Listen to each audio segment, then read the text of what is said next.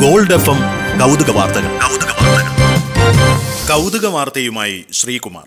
അങ്ങേയറ്റം വിശ്വസിക്കുകയും അതുപോലെ സ്നേഹിക്കുകയും ചെയ്ത കാമുകൻ ഒരു ദിനം പൊടിയും തട്ടി ഒരു പോക്ക് പോയതിൽ മനം നൊന്ത കാമുകി പ്രതിഷേധിച്ചത് ചിക്കൻ കഴിച്ച്. ഒരു ദിവസമല്ല, 2 ദിവസമല്ല, 3, 4 ഒന്നുമല്ല, ഒരാഴ്ചയോളം.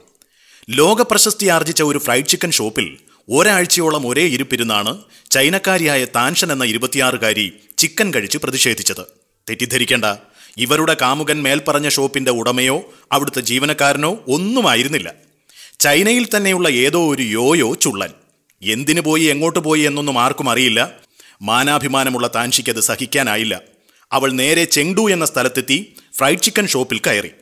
ഇനിയുള്ള തന്റെ ജീവിതത്തിന് സ്വന്തമായി തന്നെ ചില തീരുമാനമെടുക്കും വരെ ആ ഷോപ്പിലിരിക്കാൻ താൻഷൻ തീരുമാനിച്ചു. വെറുതെ ഇരിക്കാൻ ഇത് വെയിറ്റിംഗ് ഷെഡല്ലെന്നറിയാവുന്ന താൻഷൻ കടക്കാരെ വെറുപ്പിക്കാതിരിക്കാൻ തുരുതുരാ ഫ്രൈഡ് ചിക്കൻ ഓർഡർ ചെയ്ത് കഴിച്ചുകൊണ്ടേയിരുന്നു.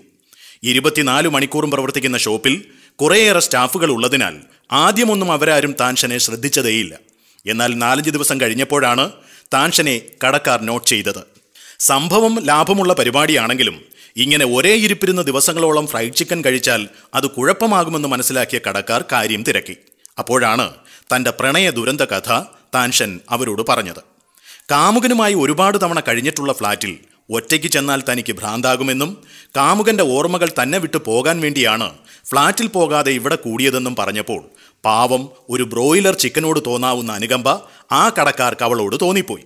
അതുകൊണ്ട് തന്നെ അവർക്കാവും വിധം അനുനയത്തിൽ താൻഷനെ കാര്യങ്ങൾ പറഞ്ഞു മനസ്സിലാക്കി. അങ്ങനെ ഇനി ഒരിക്കലും ഒരു കാമുകന്റെ ഇരയാകില്ലെന്ന് ശപഥം ചെയ്ത് ലോഡിറക്കിയ ലോറി പോലെ മനസ്സെന്ന ക്യാരിയർ കാലിയാക്കി താൻഷൻ ഫ്ലാറ്റിലേക്ക് മടങ്ങി. ഏതെങ്കിലും ഫ്രൈഡ് ചിക്കൻ ഷോപ്പിൽ ഒരു പരിധിയിൽ കൂടുതൽ നേരമിരുന്ന് ഫ്രൈഡ് ചിക്കൻ തട്ടുന്ന യുവതിയെ കണ്ടാൽ ഈ സംഭവത്തോടെ ഉറപ്പിച്ചോളൂ, അവളും ഏതോ യോയോ ചതിയിൽ പെട്ടതാണ് എന്ന്. ഗോൾഡ് FM കൗതുക വാർത്തകൾ.